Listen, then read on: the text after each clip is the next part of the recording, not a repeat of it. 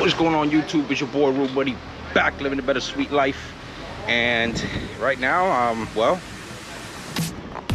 might not be that great of a sweet life. Alright man, let's get into this thing, man. You already know. So as for the Ford ST, right, here it is. We're gonna change out the battery. We're gonna do some other little stuff. We got some Cobb tuning. It's gonna be for the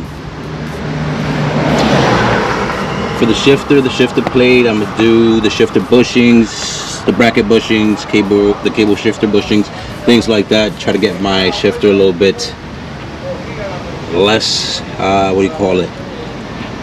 A little less soggy, if you will, right? Not so deep of a throw. Man, what I found out, look at this. Look at this. Look at this. Who does that? Who does that? That's still being held together by some blue tape. I'm gonna leave it like that. I'm gonna buy a new one, but for now, since I don't have one, I'm gonna leave it like that. I'm gonna have to use that for now. I can see why though, because those things are so rusted that they have to like basically break it off. So if I can't take those screws out, I'm basically gonna just have to put it on top of that and call it a day, and see if maybe I can screw somewhere, like maybe here, like right here or something. I don't know. We'll figure it out. But yeah, man, took everything off. Already took out the battery. Took that out. Taking the battery, just sliding this off from the front of that. That couldn't really be held together because it's cracked. So it did as good as possible. Pulled that out the way. Got the battery out. Took out the battery box, which would have been, I guess, those two screws. Maybe that one back there. I'm not sure. I wouldn't know because obviously didn't need to unscrew anything. Anyways, so yeah, I'm gonna try to do a little rundown of everything I'm gonna do. I know for these right here, I went Cobb. I like that look. And then this Cobb has some rubber ones. I didn't want the rubber ones, man. I didn't want the rubber ones. I saw Steeda made a metal, but why go metal with Steeda and pay like $60 when you can go like $20 on eBay and get the same exact thing? Same exact metal too. It's not even a different metal, so that'll do fine. In order to do that, from what I've seen, is you gotta just pull this out, pull it up, I guess, from here. Well, I'll use both hands. I can't do this with the camera. Give me a second. Give me a second, maybe. Just maybe I can find a good spot for the camera. 1 second. Yeah, so hopefully I don't hit the camera and drop it. This thing is hot. All right, so brute force might not be the solution here. Yeah, I don't exactly know if brute force is the correct method here. I don't know. I'll figure it out.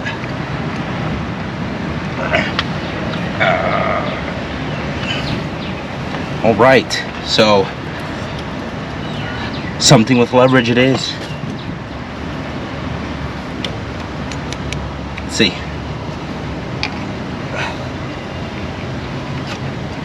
Try to go around, get both halves of it.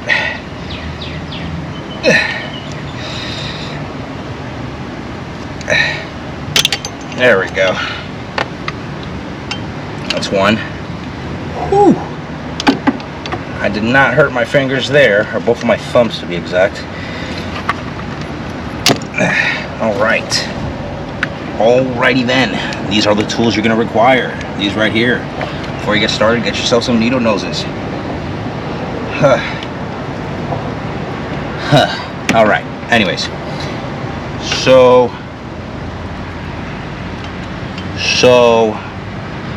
what comes next? Ooh, yeah, no, I don't want to do all that. What comes next would be, from my understanding, is pull this back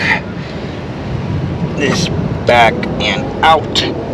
I don't know if you guys can see what I'm pointing at. This right here. Yeah, you guys can. All right, you gotta pull that back and and there we go. All right, so that's gonna be pushed out the way, and same thing with the one at the bottom, right underneath that. That one looks like I might need some leverage as well. Actually, no. These things are actually pretty solid and pretty new looking for what they are. Now, I don't know if somebody else changed them at some point, but they're still relatively new. All right. Yeah, that's not good leverage there. That's not good leverage there. Needle nose as it is. Needle nose as it is. I'm gonna do this and pull. Ow. That is hot. Whatever's underneath that is really hot. And that's out as well. Okay, cool. Look at me. I'm a mechanic now. I'm a mechanic. All right. Fun in the sun. Lifesavers right here. I tell ya. Okay, so that stays there. First things we're gonna need to do. Let's go back to the beginning here. All right. These things, we need to take them out of where they currently are. So let me get some for that.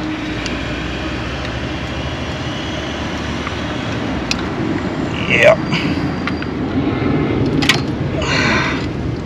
That is tough to get out. Okay. And that's not the way to do it.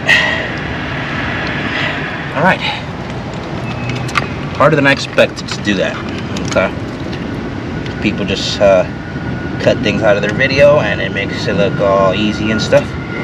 And let me tell you, it is not. It is not easy. Not at all. So you gotta pry it out. Yeah, okay, cool, man. Thanks. I'm trying here. You wanna suggest how you pried? You wanna maybe share your secret as to how the hell you pried? Pry how? Pry what? Alright. This is a flop. I'm guessing this needs to get out the way as well.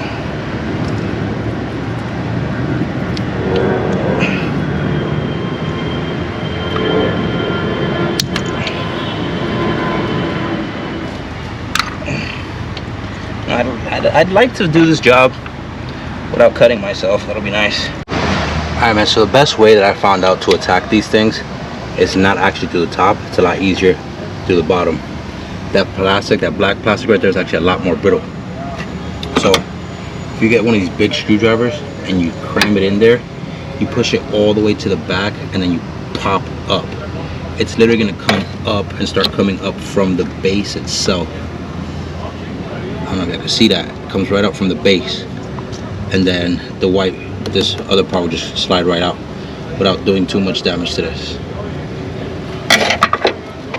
Now, another word of advice: when you actually get that screwdriver and you're putting it towards the center, all right, towards the center of that that part that I was just showing you, you can also get the needle noses, pick it up, and then rip it off. It'll be probably the easiest way to do it as well. So needle noses have been coming through. These have been good to pretty much try to cut these things off. So you basically gotta destroy this, and then once you get enough leverage and tear enough of that top part, you can grab the needle noses and then pull it out. So this is all really what you need. So hopefully mine still work. Mine's a little bit serrated because of the serrations on the needle nose, but hopefully that should be fine. So now I got those exposed. Those are good. I just need to get the back plate back there and go to town on that. So I know for there we got about, push these out the way. For that there we got about 3 different screws. I know one is right there, the other one's like right back there on the side, and the other one's right up top right over here, if you can see it. Then you take that off, and then I'll show you guys the bushings on there. Alright, so this is the bracket. This is pretty much the what bolted in the washers. These rubber little things, they're just coming apart. So that's the flat end right there. This is the bigger end to the flat, to the bottom. I just want to make sure I remember that. Yeah, man. So these are pretty much what hold it in place.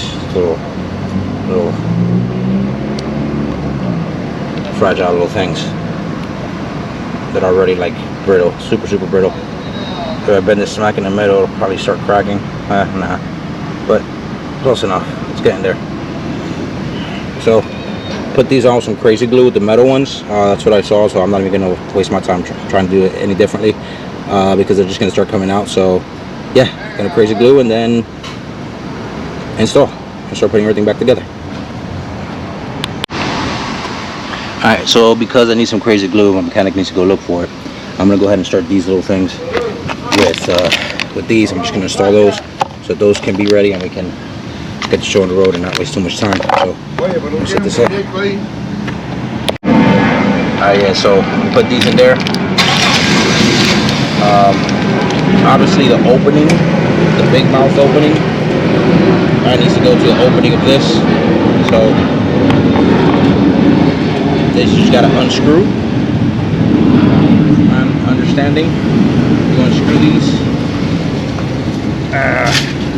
Wow.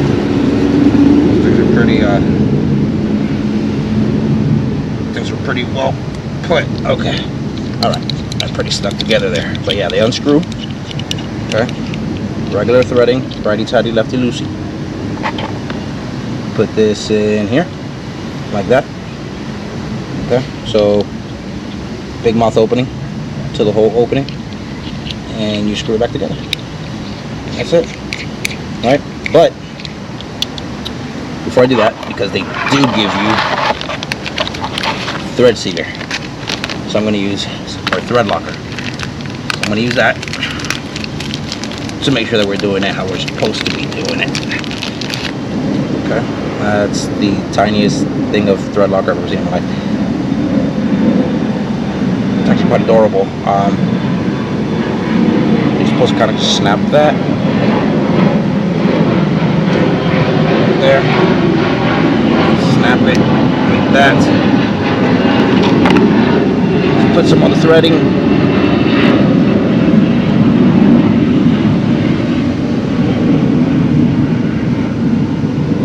Put some generous amount on the threading, and you thread it up.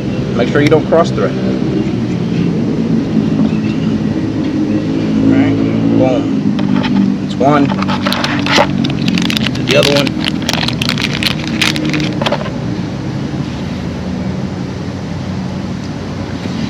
This one's a lot easier to unscrew. And these mosquitoes are killing me. Killing me. The mosquitoes over here are brutal.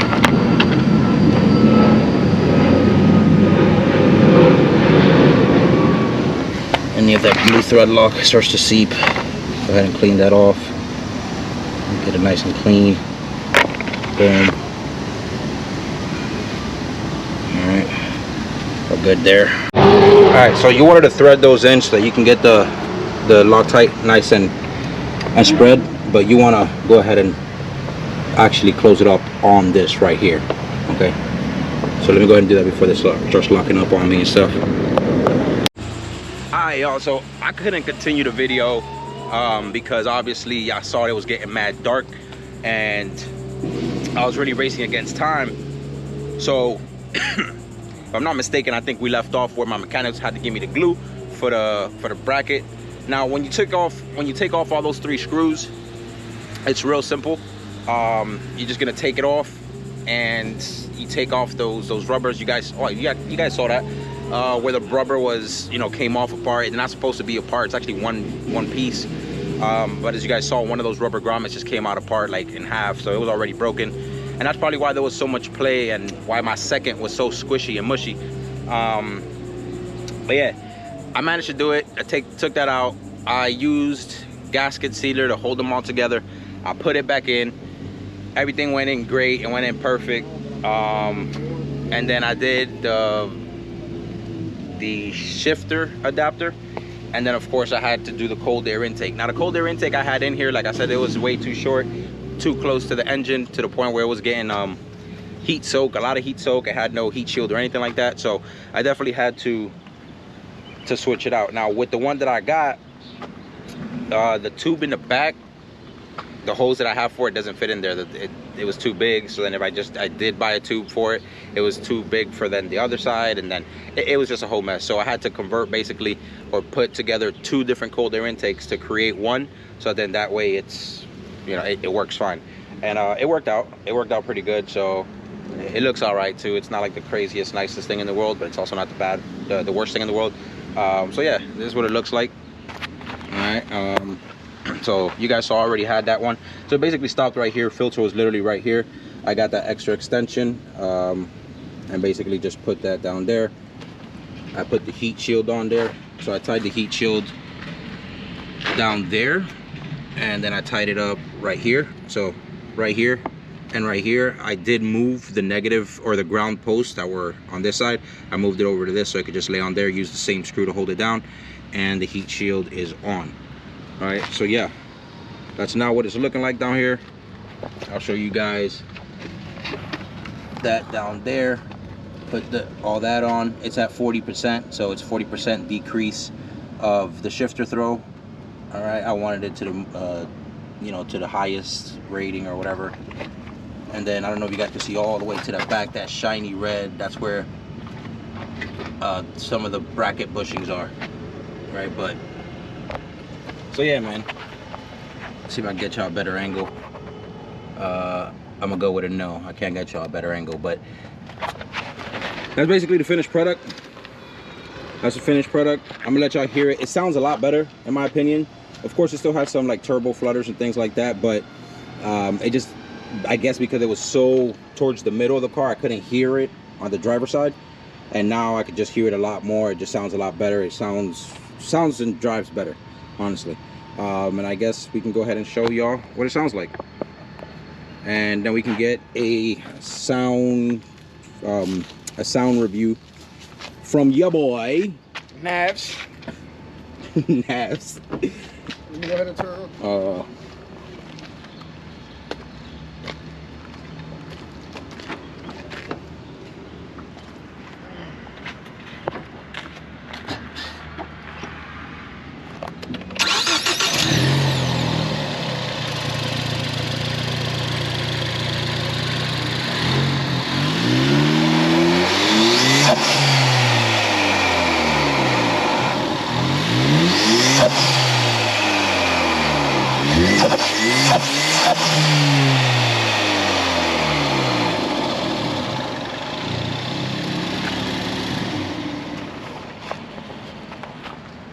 Yo, so that thing is sounding crazy. It actually sounds really, really nice. Really nice.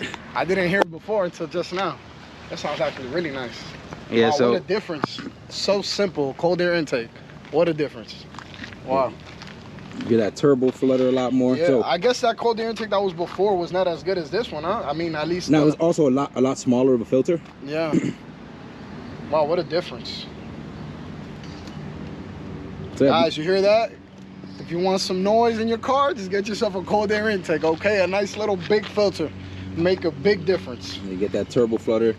You get all that nice turbo flutter in there. Yo, it sounds good. It definitely sounds different. Real mean, bro. Right? It sounds different. So, you know, it sounds good. Now you got the blow off valve, and then you got the turbo flutters, and you got like all that air getting sucked in while you're driving. It just sounds insane.